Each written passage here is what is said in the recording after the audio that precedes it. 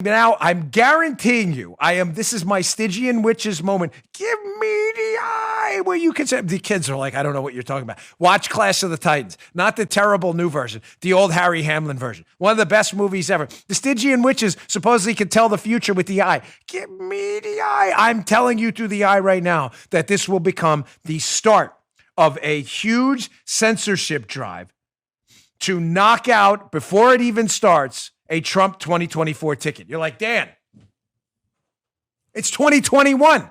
How could it is 2021, right? Fact checking, just checking. It's 2021. What the hell are we talking about 2024 already for?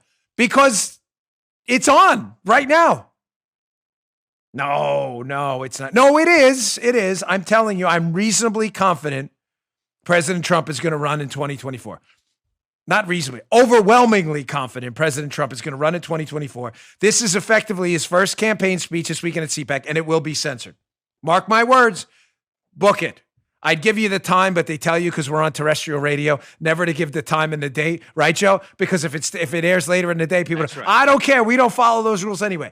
Book it, Agree. mark the time on your own watch, whatever. Mark the time. They will censor this speech. YouTube, Twitter, and Facebook will block out portions of this speech this weekend at CPAC. None of that's unexpected. That's not breaking news, right, Joe? Like, tech tyrants are going to ban the former president, prominent American political figure. But there's no breaking news. They're Soviets. That's what they do. They're Soviet speech censors, anti-civil liberties activists. That's not the breaking news. The breaking news is this is going to be a real problem, ladies and gentlemen, because we may be creating, as I said, the first Black Ops presidential campaign in U.S. history. What do I mean by that? I'm not talking like Jason Bourne stuff here, James Bond. President Trump was most likely going to run for president 2024. This is going to be his first campaign speech. And what they are going to do is they are going to YouTube, Twitter, and Facebook, by banning these speeches, they are going to teach a generation of Americans unaccustomed with the breaking out of the tech tyrant stranglehold on information. They are going to teach them how to find information through other channels. We'll call it the Black Ops presidential run. Do you like this? You like this theory? How are we doing with this theory so far? You like? We got a new crew here. And the Black Ops, what do you think? You like that? But Guy likes it. You get what I'm saying, folks? There are... Now, us younger folks out there, and by younger, I mean a little younger than me. How old am I, Paula? 47? 46? You sure? I always forget. I'm 47. I'm talking about people a little younger than me. They're savvy, folks. They know how to get information everywhere. Rumble, Parler, Gab, whatever it may be. Cloud Hub. They know how to find information on non-tech tyrant channels. Joe, as the ombudsman, you get what I'm saying here? They get it. But a lot of older folks, understandably, who grew up on television and terrestrial radio, it's no fault of their own. They didn't grow up on the tech. So the tech's a little less manageable for them, and it's hard to find this stuff. I'm telling you, a lot of older folks who were Trump supporters, who are now not going to be able to find information on the mainstream media, CBS, ABC, NBC, CNN, MSNBC. They're not going to be able to find the Trump speech or any Trump speeches from this point on, because they will censor them, because their Soviets are going to learn right quick, as they say down in the South, how to access other channels like Rumble and Parler and other outfits out there. And we're going to create an entire generation of speakeasy presidential campaigns with people who have to engage in shibboleths and code words to get inside the door. Think about that. People are going to be at dinner parties and stuff with the CPAC speech. Did you see the Trump speech? And some older folks, maybe not as tech savvy, they said, no, I couldn't. I tried to watch it on online, and Facebook banned it. A lot of older folks are on Facebook, right? No, they banned it. And then someone's going to tell them, hey, shh, don't tell anyone. But there's this Rumble channel, rumble.com/whatever. And you can see this speech over there. Oh, how do I do that? And they're going to pick up their phone, right? And they're going to go, and they're going to show them right there how to do it. And it's going to create an entire generation of people who have circumvented the mainstream media blockade, like the Chinese government, except private companies do it here. Chinese government doesn't allow open internet in China. In the United States, private companies do all the censoring for everyone. You are going to create a generation of people who know how to jump over the wall of censorship and figure it out. So, in the end, I know this is a terrible thing we're living through right now, the big tech tyranny. I get it. And we have to fight it with every single fiber of our souls and beings. I get it. I think in the end, the mainstream media is going to create an entirely parallel information ecosystem, which I've been talking about for a long time. And I think it starts this weekend as the political speech speakeasies and code words develop. What's that movie? Tom Cruise and Nicole Kidman, the Eyes Wide Shut. That was a dreadful movie. Remember, he wants to go to this party air quotes, and there's a password. What's the Fidelio? The password? No, that's the outside password. There's an inside.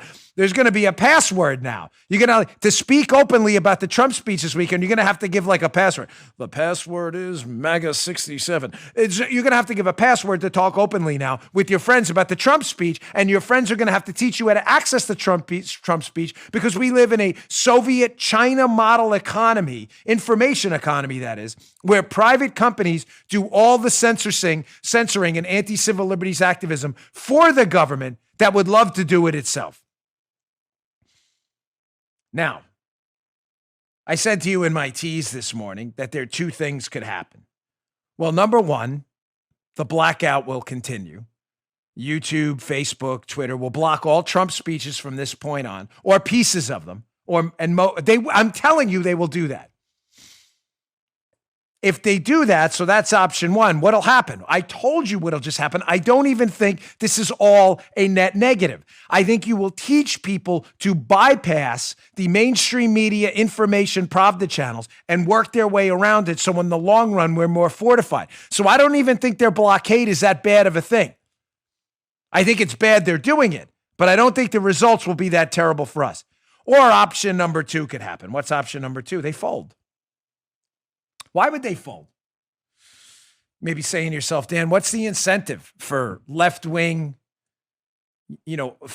fake platforms like YouTube, Twitter, and Facebook who will ban Trump's speech this week? And what's the incentive? They're not really platforms. They're liberal publishers. That's what they are. That's just a fact. It's not open for argument. Liberals, if you want to argue with me during the show, you argue, scream at your radio all you want. You just don't know what you're talking about. I'm very sorry. Educate yourself a little bit. They're not platforms. They're publishers. Why would they fold? They hate Trump. They hate conservatives. We know that. That's obvious.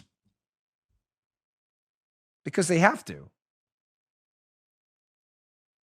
Because these left-wing media outlets need clicks. And Joe, wouldn't you say that despite the liberal rage toward Donald Trump, they just can't quit the Trumpster?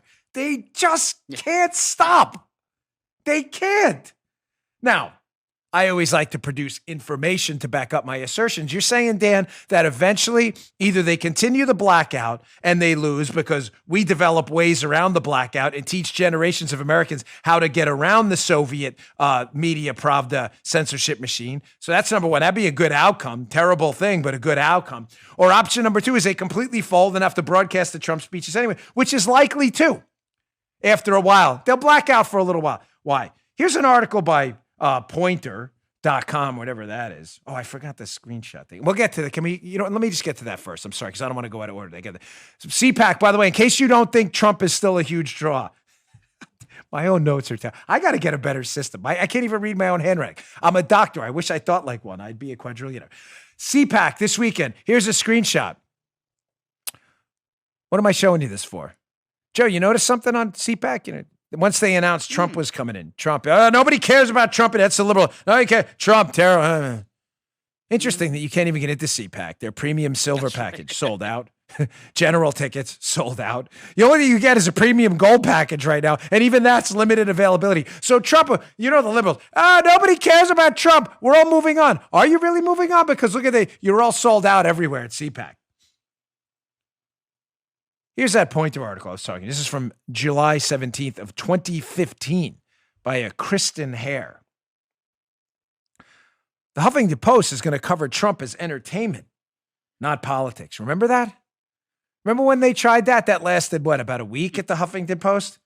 Why? Because they humiliated themselves and they know their liberal readers cannot possibly quit Donald Trump. Because why, Joe? It's revenue. It's clicks. For all the nonsense, the New York Slimes and the Washington Post ABC, NBC, CBS, the Brian Stelters of the world, about how evil and awful Trump is, for all that nonsense. They profited handsomely, Armacost, off the Trump years. Oh. Handsomely. Using Stelter and handsomely in the same sentence, by the way, is a really dreadful faux pas. But whatevs. It's tough.